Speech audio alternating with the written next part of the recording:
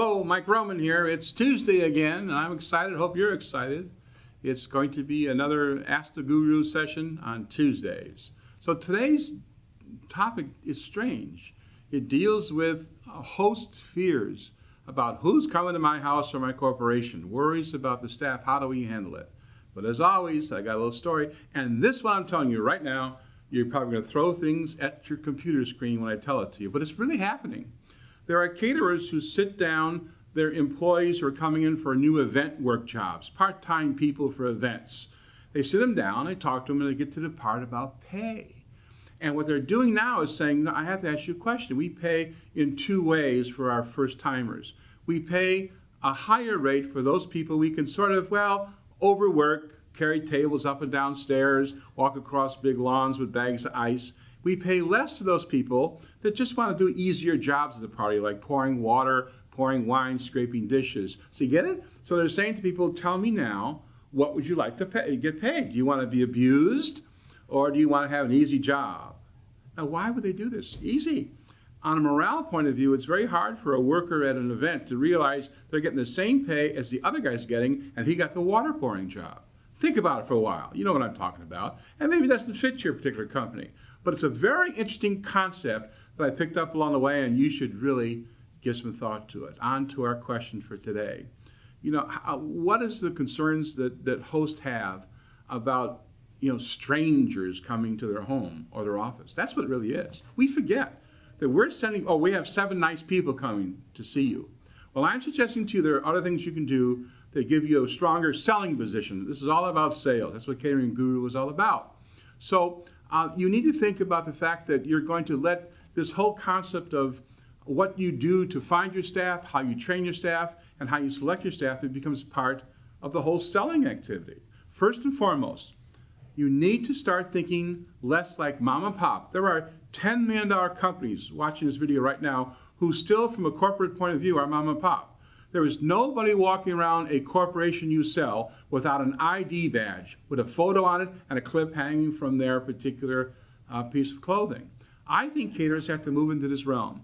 Go to your nearest Kinko's, talk to them. Your staff, your event staff goes in, you'll pick up the tab, they sit down, they get a photo, and they'll pick up, and Kinko's will create a beautiful identity badge for your particular workers. That's important.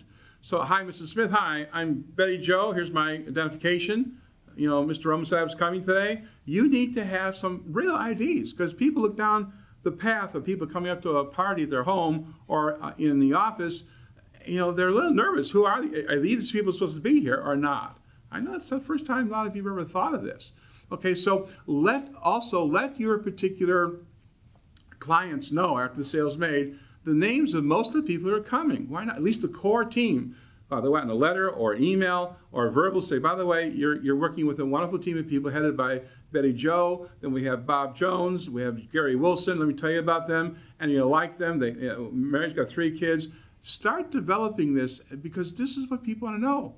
Strangers are coming to their house. I mean, when I get a plumber to my house, I watch them like a hawk. I have to. I don't know. It's just my ingrained nature. I got to watch people. I'm suspicious. I watch, Criminal Minds and other TV programs. I always worry about who's coming into my house. So we need to realize that. Now, what about at the party? I highly recommend you adopt what Neiman Marcus does. All of their employees can bring in and out of their building, Neiman Marcus stores, bags, but they must be totally clear. The security has to be able to see into the bags what's in there or not. I think it's something to think about. It's the real world. Also, in your letter of explanation to people, why don't you say, by the way, Mrs. Smith, we have no problem. Our staff always appreciates a bag inspection when they leave. I know the first time you're hearing this, it bothers you, but really it's real world. Well, in a corporation, if you want your security to look throughout people's bags so they aren't seeing data files, why couldn't there be a espionage type person working for you just to see another company's offices? I know it sounds strange. So where do you put these bags? Always put them out in the open and where they can see it. It's just try to take away any doubt that you're going to be a situation that's going to cause problems for a host or hostess. In corporations, you should stress the fact that you actually have the social security numbers of your workers. They're under a workman's comp, and everything else is fine. A couple of last things. When you're working in corporations, bring a door. You know how they have a do not disturb sign on a hotel door? Well, you can buy those from lots of sources, and you can print them through your printer to say what you want to say.